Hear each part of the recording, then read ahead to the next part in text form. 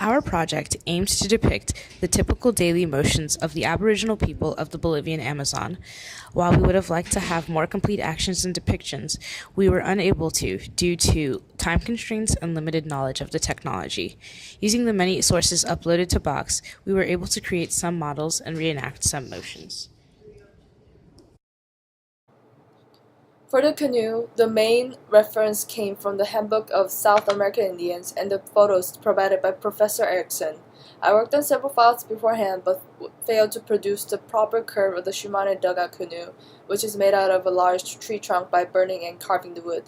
On the fifth attempt, with help from Sally and using the image from the handbook, I was able to replicate the curve around the bottom of the canoe and was also successful in adding a stepping platform for the polling person. For the paddle, I used the resources provided by Professor Erickson on the pen box. The paddle from the west bank of Lower Kuluana River from the Kwikoro people was used to model the basic shape of the paddle. The pole making was the simplest. Using the videos of local people pulling a canoe on pen box, I could approximate how long and thin the poles are compared to a human body. I worked on modeling the baskets and the backpacks, taking reference from the Handbook of South American Indians, the files Dr. Arison shared with us on the drive, and images found online. In pre-Columbian Bolivia, baskets and backpacks were created using dried woven pinnae of the palm. The weave was different depending on the purpose. Their purpose was generally to transport heavy loads, as well as in farming. I started by modeling the basket. The curved shape was modeled from a rectangular prism which was extruded inwards and then smoothed out to create a concave object. For the texture, I used a close-up photo of a basket from the Ultimas, edited in Photoshop, and edited the UV of the basket object to create the texture.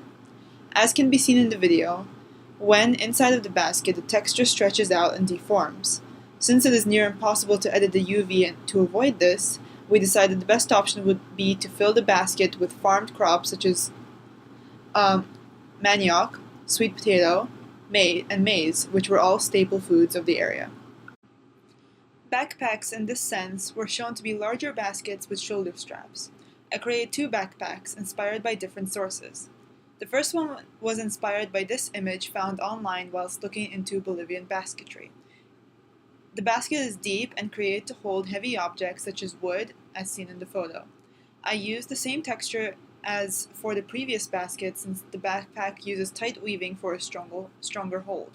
Once again, I encountered a problem where the UV stretched and deformed within the form. Like with the basket, this problem will be solved by filling the backpack with objects such as farmed crops or wood. The second basket I made references the following images taken from the pen box. The backpack also appears as more of a basket with arm handles and requires the objects inside of it to be tied together. In order to properly show the loose weaving, I tried to make a transparent mesh on Photoshop. Although the texture looks realistically see-through from certain angles, from others, the transparency of the texture causes the entire object to be transparent. Although I tried to fix this several times, and went through several tutorials, the problem persisted. Our motions are done by a female character because that was the model available to us at the time of the motion application. However, this does not render the motions inaccurate.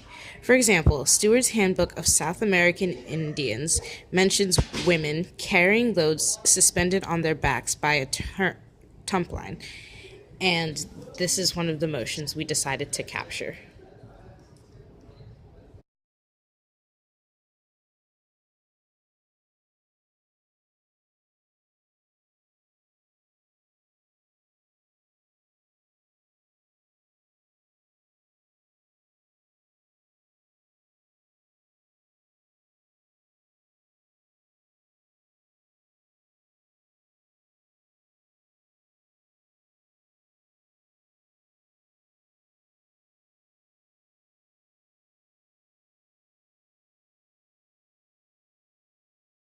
A problem that occurred when applying the motion capture data onto the model is that since Tunica, who was in the motion capture suit, and the model of the Bolivian woman differ in body structure, some of the movements had problems when they were transferred onto the model.